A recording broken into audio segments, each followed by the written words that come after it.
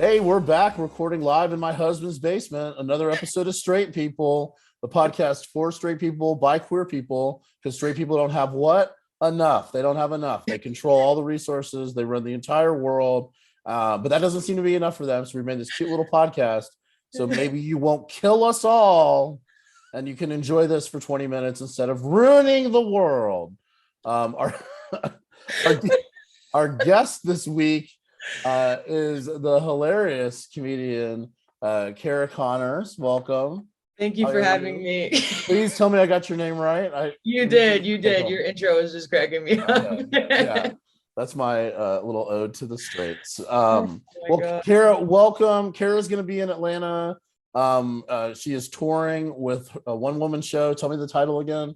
It's called Straight for Pay. Straight for Pay. So we're already in on the ground floor. We're already 100% invested just with the title. You know what I'm saying? So that's right. She is touring the world literally. So congratulations for that. Your accolades read. I mean, I read through your bio and I was like, why does she want to do my podcast? You know.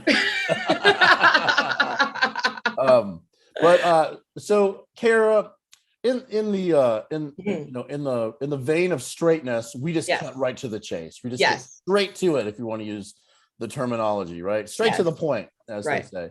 How do you identify? I would identify as a lesbian, but I also would identify as queer and gay. I feel all those three terms feel good for me. Fair. Yeah. Are you like a capital L lesbian? Are you like a lowercase double L? I mean, I would say like I'm totally fully a lesbian, feel comfortable identifying with that, but I just feel like the terms queer and gay also resonate. And I just want it all. Like I use queer a lot, so I don't have to say LGBT, right? QIA plus whatever. Like they keep changing it, and they don't ask us. I know it. they don't tell us either, and then we look ignorant. Yeah, I was always like LGBT. The reason we went with that, I thought, was because it was shorter than the gay slur. Obviously, right? Right. Now we have more letters in the gay slur. Now I'm like, okay, what are we doing here? Who's this helping? But I know. And then one of the cues apparently is for questioning. Okay. And, I don't know about your sexuality, but I don't take any questions in my sexuality. No. There's no Q&A section. But anyways, okay. Well, you identify as a lesbian. 10 years ago, I would have said how brave of you. But now that's just so common. You're just a cheap, common lesbian. But that's right. And that is also how I would identify. I'm just a wet old gay is how I wet ass gay, WAG. But so you are lesbian, professional. I am. I'm legally and professionally a lesbian. Awesome. Yes. Where did you grow up? I don't know if I saw your origin and your I grew up in like a suburb outside of Chicago. Okay. Mm-hmm. And what in terms of like when you knew what a lesbian was or gay was? Yeah. You might like, so a lot of when I talk to queer people, sometimes they know there's something different about them, but they don't know what it is. You know what I'm saying? They're not sure of what the fine tuning or the point of it is. I myself thought I was a genius when I was a child. It just turns out I'm gay. You know what I mean? I thought I was like special, like smart. No, I was just cock lust. That's all that was. So tell me when you knew how. So I came out later. I didn't know until I was like in my mid 20s. Growing up, I was always like identified by other people as a tomboy, and that was kind of the thing. And I was like very sporty and all those things, but and I've even thought about this. I don't even remember like knowing a gay person. I mean, I'm sure I did know them, but like having that as an explicit thought, I don't even think it literally was until I was maybe over 10 for sure. I mean, it wasn't just something that was like around or talked about or encouraged at all. Yeah. So, and I always think that's interesting that tomboy is a sort of like little way station for sexuality for women. Yes. Like what's you know, like a Nancy boy, a sissy boy. What would be the male acceptable male equivalent of a tomboy, right? With like a little boy. I mean, I think it was like sissy or wussy or stuff like that. Yeah. But you could be a tomboy and it not be a sexual thing. It's just a whatever. But when you're a gay man and you're effeminate, it's the jury's already in. Do you know what I'm saying? Yes. Like, yeah. Totally. Yeah. And do you think because also, oh, I'm sorry, go ahead. No, I was going to say, do you think that's sort of part of why maybe you were so late, because you had that room to be sort of a masculine or sporty woman? You know what I'm saying? Yeah, no, I do. And I think it's also has to do with the fact that like when we see little boys and we see that we think that they're gay, or we call them any of those words, and then we equate obviously being feminine with being weak. And so that's how we use it as an insult, right? So to call a boy girly is an insult because you don't want to be like a girl. Yeah, absolutely. But I think it's so, I don't know, I think it's strange, but I think that I internalized around me, like I was aware from a young age, hearing gay slurs and having them be used constantly just around. So even if you don't consciously know, you're still like soaking that up. And then, and I knew that the kids at my high school that were openly gay were being bullied. It's like, you don't want to be that person. And so even if like, you don't totally know, I think like, the waiting station's interesting because it is this way of like, okay, it's okay under these terms, but then once you hit puberty, if you're still like that, then you're a dyke and we don't like it. Yeah. So, and do you feel like that? So being identified as a tomboy, and that because that's something that people were calling you. That was you were assigned my whole life. Yes, so 100%. Were there times where did you feel pressure to femme it up essentially? And if you did feel that pressure, do you feel like that was coming from more a male perspective or from a female perspective? Like were female peers like, do you know what I'm saying? Where was was there any external pressure to change your behavior? Yes, I think that the tomboy thing was it was a way of acknowledging that I was good at sports or that I liked sports. So it didn't necessarily have all the negative connotations, but there was definitely the pressure to try to feminine up. And I think that it came more from women because I think that it's like moms and aunts who are like, no, you're going to church, you're not going to wear that, or you're going to a dance, you're going to wear this. And like, I remember like being put in my communion dress when we would go to a wedding or something. Like, I don't want, I wear baseball pants to school. And now I'm going to like my cousin's wedding. And now they're putting you in communion dress. Now they're putting you in full drag to go. It was that. And it's like, we don't care. That's what we're comfortable with. So we feel uncomfortable if you're not dressed like that. It's just so weird. That it's a very strange. And I always wondered if it was where the pressure comes from. And you said something that I think is interesting is that you're calling you a tomboy was a way to acknowledge that you're good at sports. And we value people being good at sports. Because that's a thing that men like, appreciate, and respect.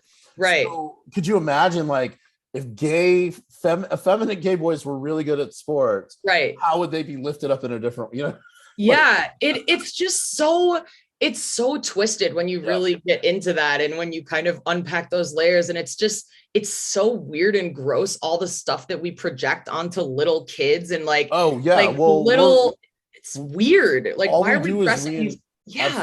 All we do is sort of reinforce gender. Like we're just reteaching gender roles over and over and over again to children. Like, we didn't like it, but then people keep doing it. And like, even with like little kids, oh, is that your boyfriend? Or like the little babies wearing shirts that are like, mommy's little player. And I'm like, that is gross. That's gross. Let's be really clear. That's actually the gross thing, not a family accepting their child how they are. But it's like, why are you talking about your 4-year-old being like a stud? It's weird. Oh, absolutely. Well, and right now there's a whole conversation about keeping your children away from drag queens because they're trying to sexualize, I know. And I know a lot of queens in Atlanta. One, Brent Starr, who regularly does the children's story time. Yes. And if you saw his nighttime act, you'd be like, whoa, don't. But his whole joke is he's a drag queen, stand-up comedian, and he does kids parties because he literally dresses up like Spider-Man. And I think that's so interesting because it's like they think that we're doing that, but what you're pointing out is that the straight people are constantly heteronormatively sexualizing children, and it's okay. It's like an acceptable. It's like his first crush at 4 years old. It's so and the drag shows and all of that stuff. It's just like, what are you even talking about? And what are you so scared of? And you're the ones that are sexualizing it. it's actually not sexual, because the kids that are going are having a blast, and the families are, you know, so it's people projecting all their own insecurities onto it. And it's kind of sad. I mean, it's really sad. It's very strange. Very when I was a kid, it was sort of that way. Yeah. My parents weren't, my mom's from Chile, so it's a little different. Okay. Just in terms of what the social norms would be, but they were always correcting my behavior. I waved my hands around a lot as a kid, I guess, when I talked, and it was like too much for them. They're just, I'd start getting excited and they'd be like, all right, now calm down, you know. That sucks. So tell me about your first, like, when you were like, oh, okay, I'm attracted to women. And that might have been before you identified as a lesbian, but the first, you don't have to get into the names or anything if you don't want to, but just like the time frame, how you knew it was a different type of feeling than a normal like friendship and that kind of thing. I think that I've thought about it a lot, and it's all now hindsight is 2020, and I can kind of look back and pick out these moments. And I definitely remember being in high school and having a huge crush on this girl that was a senior on the basketball team when I was a freshman. And I remember I wasn't even close to her at all. And I remember when she graduated, I was crying. And I wrote her a letter, like telling her, like, good luck at college. I'm sorry. I literally wrote her a letter telling her, good luck at college. You're so amazing. Like, they're so lucky to have you. And no conscious awareness that I had a huge crush on her. And like, also same thing, captain of the volleyball team. And I was like, so beautiful. They're so cool. They're so amazing. And that was definitely what was happening. Like this. And I've talked about this with like my queer female friends, and like, I mean, maybe you have similar experiences where it gets twisted up of like, do I just really admire this person, or do I want to, you know, I was just thinking about like, is it an aspirational thing or is it more? You know what I mean? Like, had that person shown you any interest back, how would that have affected you?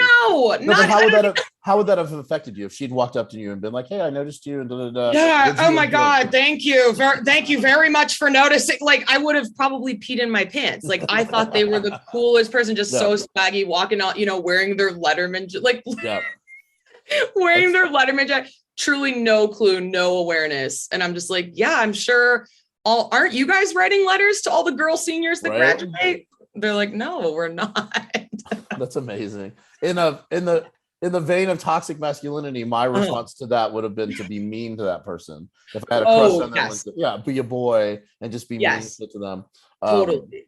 So all the guys that I thought were cute, I bullied in high school. So and I was terrified of the girls who were openly out. I was scared of them. And I was, same thing. It's all because that internalized homophobia runs deep. We're taught it. We're just drenched in it. And then, so you're taught to just hate yourself before you even know yourself. Have you had any interactions with somebody who was out in high school or college when you were in, and now you're out, and you're not only out, you're out as a performer? Yes. You know what I'm saying? Have you had any of that? What could you describe any?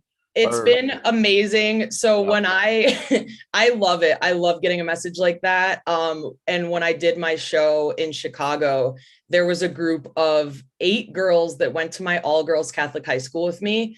And there were 8 girls who, all of us, except for maybe there was one who was not in the closet. The other 7, all of us were in the closet. And also all the gay Catholic girls came to my show, and we like took a picture together, and we were all like, we all felt, I was so excited to see them. But I also felt like this heaviness, because I felt like, wow, it really sucks. Because if we would have all known and been able to share that with each other, these were people that we were friends, you know, we sat and had lunch together every day for 4 years. No idea that both of us, you know, had these internal struggles happening, and we could have had each other and supported each other, but we were all too terrified. The patriarchy robbed you of that shared experience. 100%. I mean, it's the most dramatic way to say it, but it is. It's like, but it's true.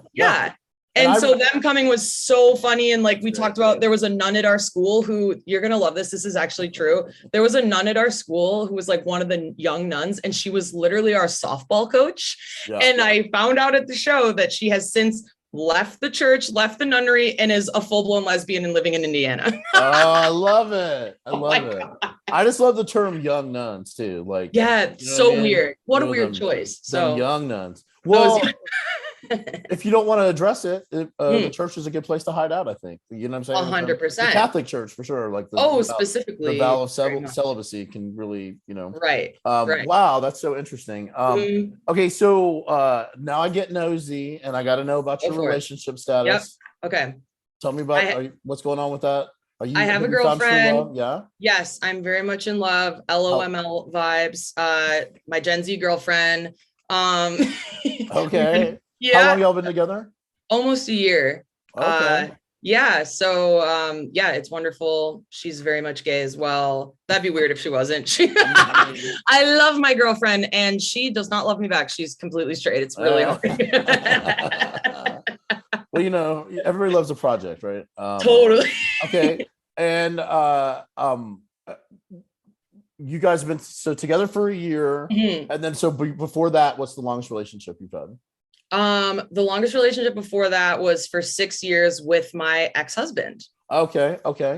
And was obviously he knows he you're was gay, and but was it like I'm gay, let's divorce, or did you divorce? Yes, it was. Yeah. Well, it was worse than that. It was I'm gay and I want to be a comedian. Yeah.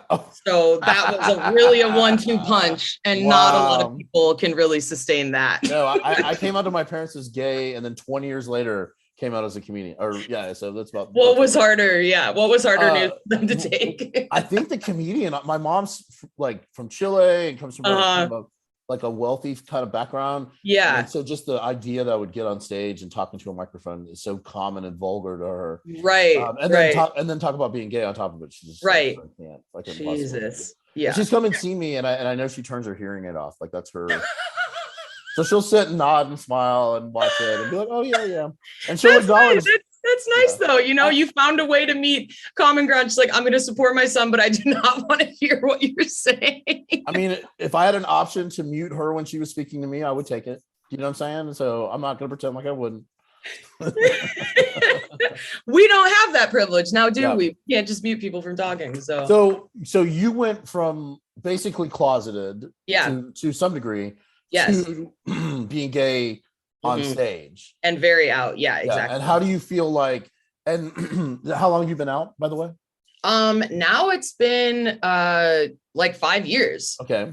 Yeah. Do you notice your views of what it means to be queer and gay to be a little different 5 years in? Absolutely. And do you think that maybe there were times when you first came out that you now think of things that you said or did and go, totally. Okay. And can you talk a little bit about that? Because I'm always curious, because as somebody who's been out for 30 years, it's really hard for me to remember and access exactly what it was like when I first came out.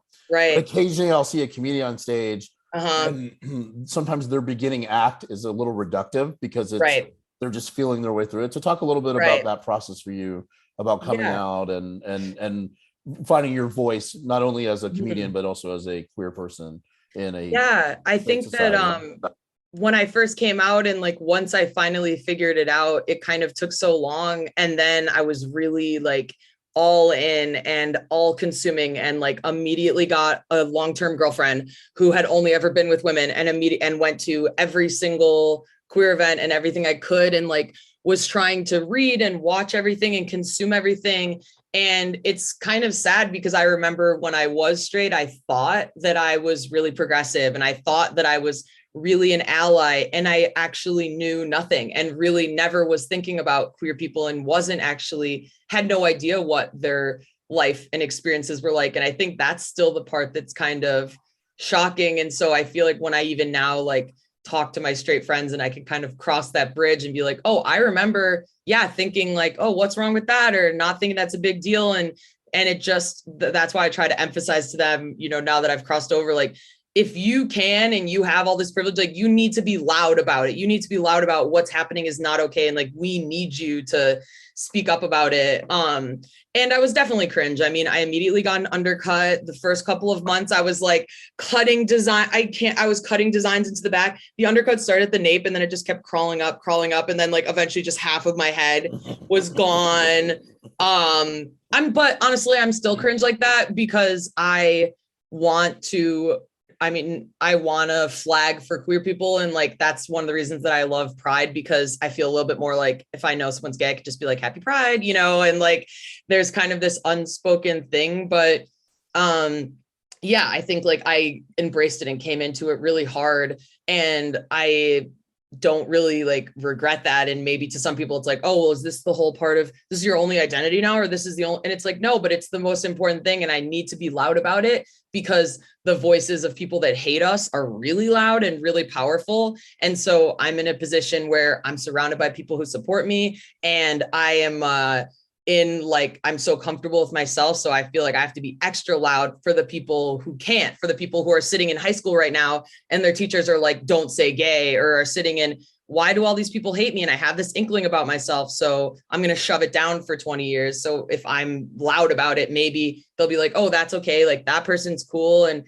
I can get out of this. Like I'll grow up and I can move away from this toxic bullshit. And so, yeah. Awesome. I'm still learning stuff all the time, and I'm still and there's no right way to be gay, in my opinion, or queer, or however you want to identify. Right. But when you first start, it's like it can almost be overwhelming, because it's like it is overwhelming. It's an absence that you didn't know was there in your own life, like your shared history, our story. Yes. And you'll never know all of it.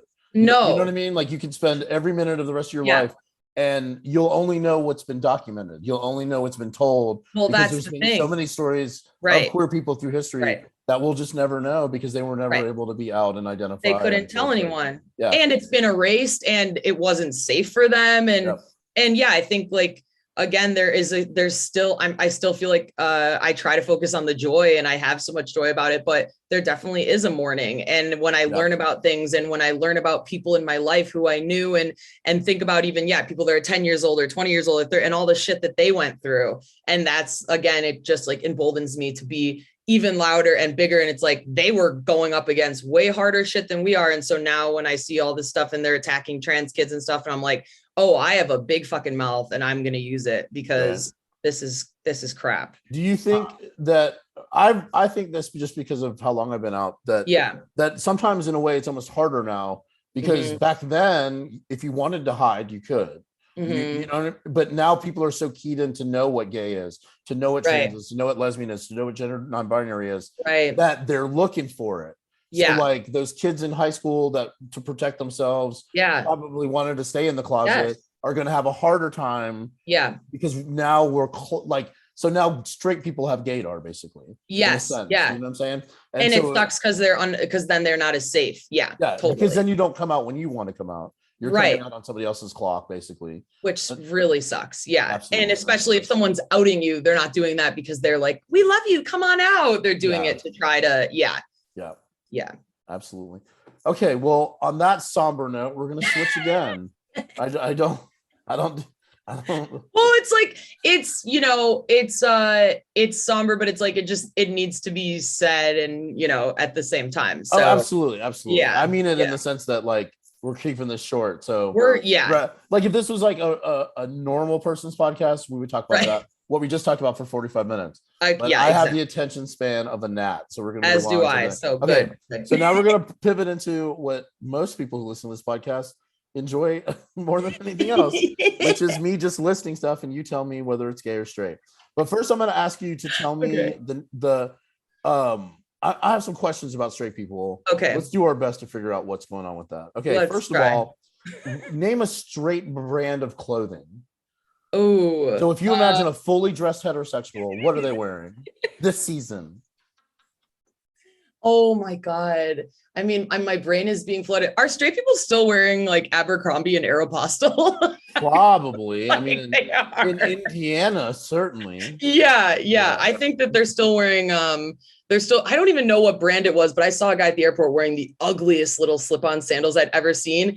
And they looked honestly like little like Dyke Tivas, but it said the brand was literally Dude. It said Dude brand sandals. Dude on the shoes. I was like, okay, so like DOOD. DUDE, literally no shame. And like all three of them had it on, and like, oh wow. It was what if you just met the Dude brand ambassadors right there? That's crazy. Okay. What's the straightest genre of music?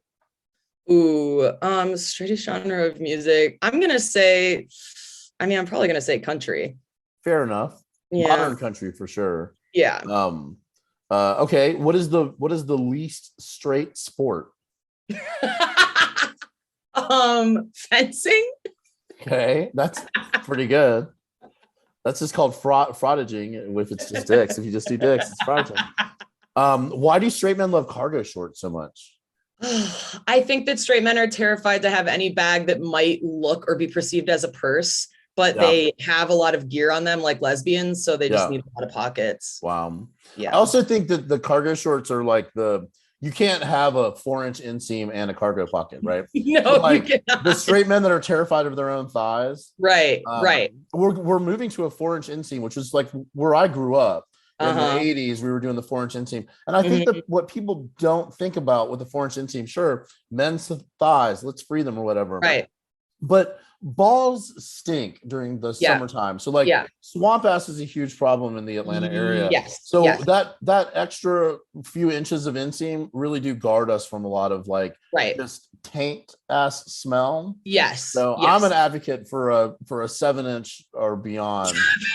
Or you need to take 4 showers a day. Do you know what I mean? And a lot of baby powder. Something. Yeah. Some talc, something. Okay. Why do straight men draw dicks on everything?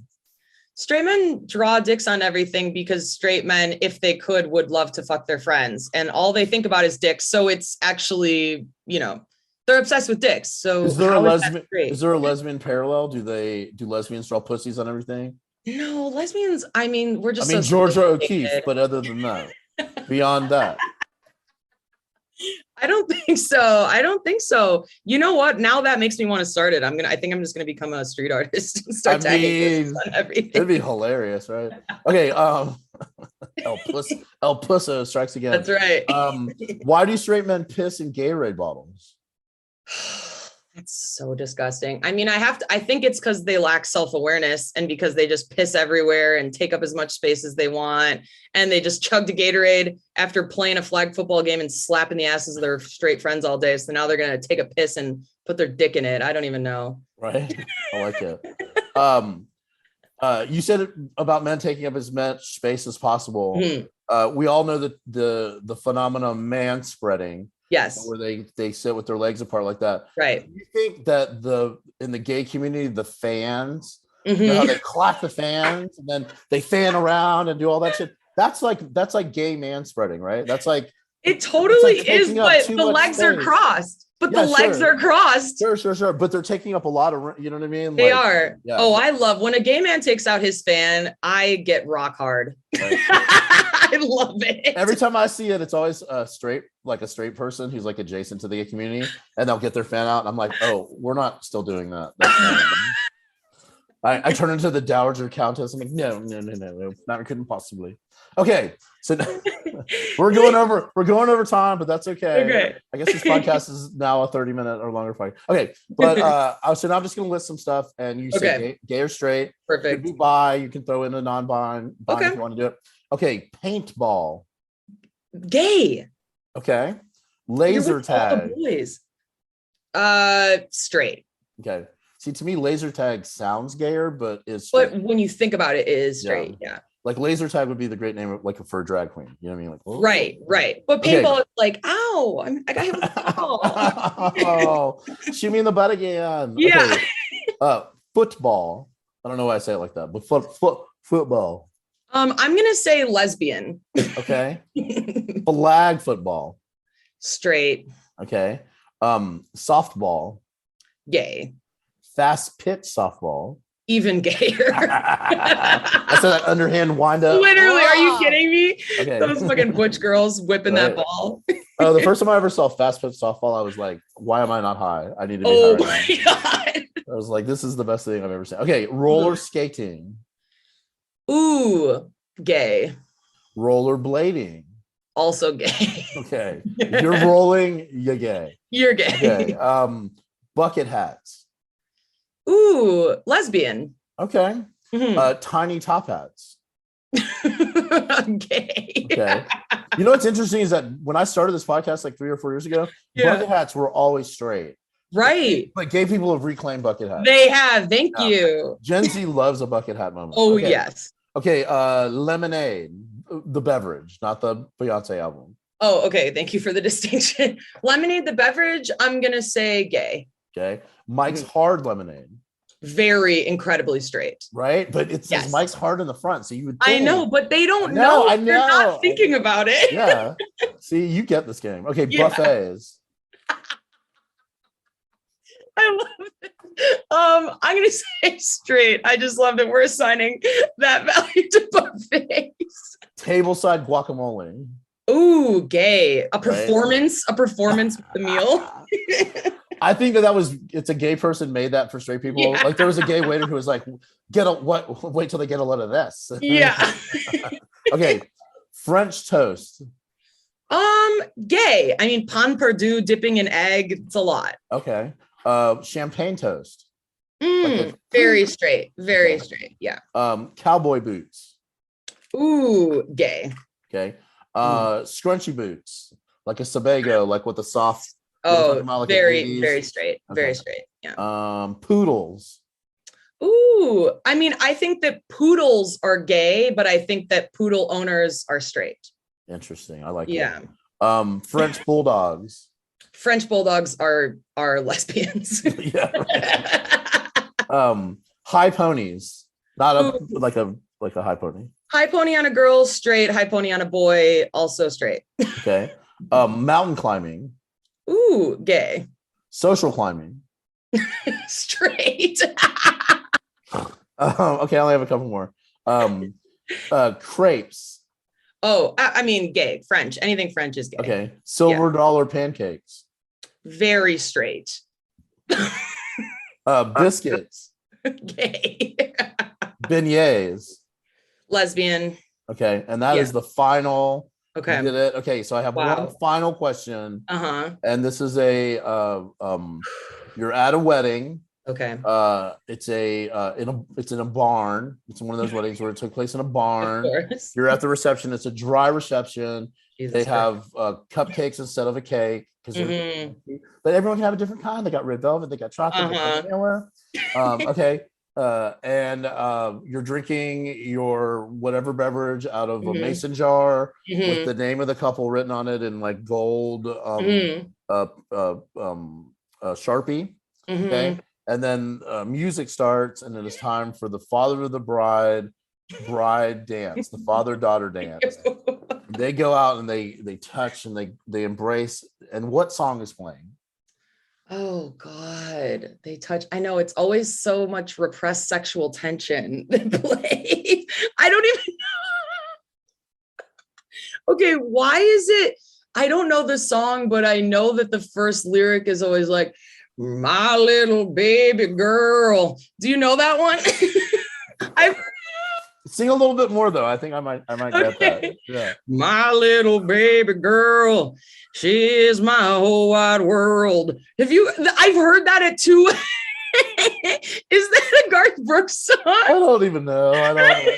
That whole thing is just to get people to sing, honestly. But that was my little baby that was so girl. Good, I fell for it. She's my whole wide world. I wish she was my wife, but she is married. Like it's really a lot. That was pretty damn good. Oh wow. Okay, Cara, first of all, thank you for being on the show and sharing about your experience and playing along with my dumb games.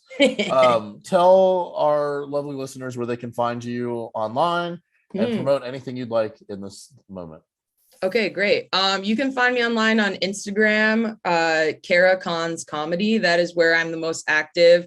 And I'm on TikTok, but I only have like 100 followers because Gen Z keeps me humble, and I appreciate that. So I would go to Instagram for sure. And I'm on tour right now. I'm in Atlanta tonight, and then I'm going all through the South, and then I'm going to Europe. And so follow along. I'll be all over making my gay little way through the world and my stand-up hour. Awesome. So thank you so much. Thank you for listening to Straight People. As always, this is a time where I beg you to go do a review on iTunes because that matters for some reason. I don't know why it matters. Well, I mean, I don't get why that matters, but it matters. Yes. And then you can follow me on all the platforms at A Bear Comedian. I actually have some followers on TikTok, but I think I've just been shadow banned. So great. Just in time for Pride. Perfect. But yeah, follow us on Straight People and have a great life or a great time till the next time we see you. Thanks so much. Bye. Oh my God. That was so fun.